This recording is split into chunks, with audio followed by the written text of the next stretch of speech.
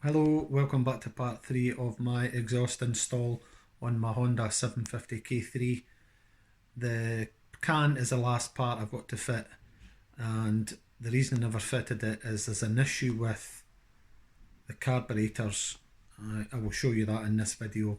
I sent the carbs away to get cleaned and balanced, and I got it back, hit the start button, started no bother, but I chose not to run it because I had no exhausts on at the time.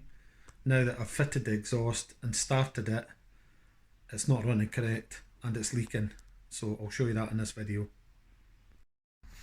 Okay, final phase. I've got that part, the exhaust, the end of the 4x1 that's sitting ready to take the tail cut the can.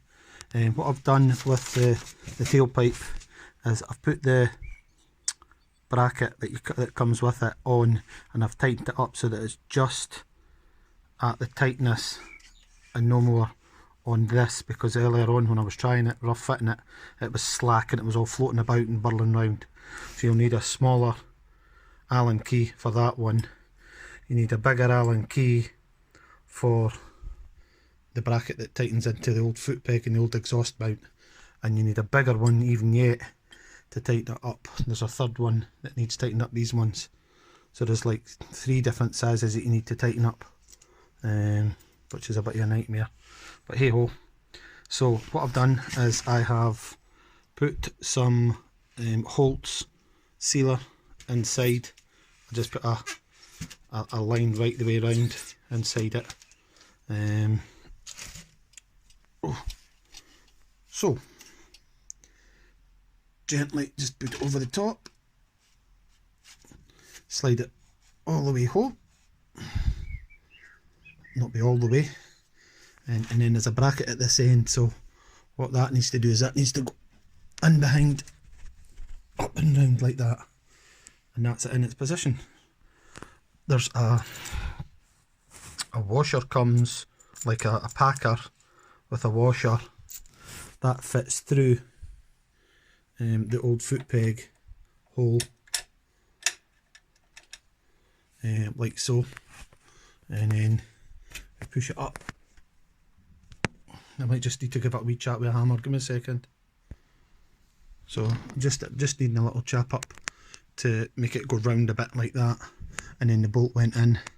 There is a little washer and a nylock nut that goes on the back, like such. So that's it, and I'll just have to tighten the two of them up. And then this little bracket, the way I've done it is that I've put it so that the stainless steel Allen nut is at the top for looks, and the nut is actually at the bottom, and I've just positioned that so that it covers the sort of flange, and then I'll tighten on that flange. So what I'll do now is I'll just tighten all these up, and then we'll start the bike up, see what it sounds like. Right, that's the bolts tightened. The one thing I will say about this one is when you've got an Allen key in there, it rubs on the top of the pipe. I think I've put a couple of tiny wee marks on it trying to get that tight. That could have done with being down very slightly, and to avoid that, unless you've got a very short Allen key, went up that way. I'll maybe polish it out with my polish thing. I was quite careful with it. Very easy to tighten up these bolts. This one here, when I was tightening it, it went tight no bother, and then I realised underneath the little nut was slack, so you've actually to tighten the nut off afterwards. It's like a small sort of lock nut underneath. So that's that, absolutely solid. So the time now becomes to start the bike, and it starts a treat because I had the carbs bolt, as I told you. So what we'll do, this is the first test of the sound for me as well. Choke's on, choke's not on, choke's off, fuel's on, fuel's off. I'll just leave it off because I'm not going to run very far. Run, now this should start on a button, hopefully.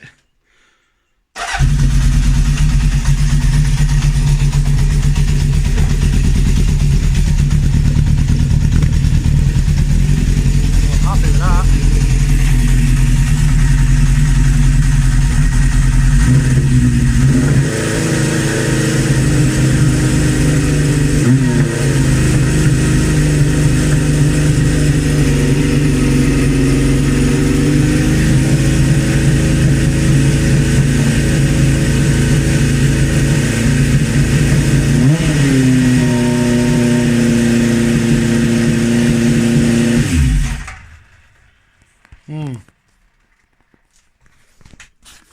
Not good. Not good. Okay, so what happened there basically was it went to 3,500 revs and just stuck at 3,500 revs and wouldn't go back down. So I just switched the engine off. Wee bit disgusted. Phoned the guy that built it and he said he would take it back and have another look. Cost me over £300. The next morning I went back into the garage and I could smell a lot of petrol. So I took a little video. The carburetors are actually leaking. So I phoned the guy again and he said, oh, I need to get new gaskets for the bowls. And I'm like, did you not fit them, sort of thing? So he said, oh, we'll get it back, but it'll not be this week, it'll maybe be next week sometime. So I've just decided to send it away to somebody else. I'm going to get the carbs redone again. I'm going to get the tank painted, the original colour, and I'm going to get the side panels painted the original colour.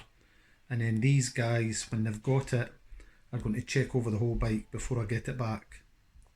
I'll let you see the next video, or the next part of this video, sorry. Right, I've had a wee closer look and it looks like it's coming from up here and it's dripping down this bowl here. The other three seem to be dry.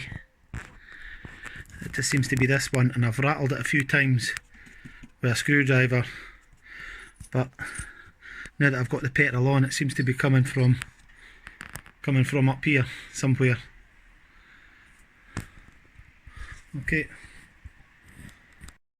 Okay, that's the end of this video.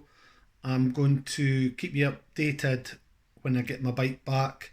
I never took a video of the guy collecting my bike and taking it away.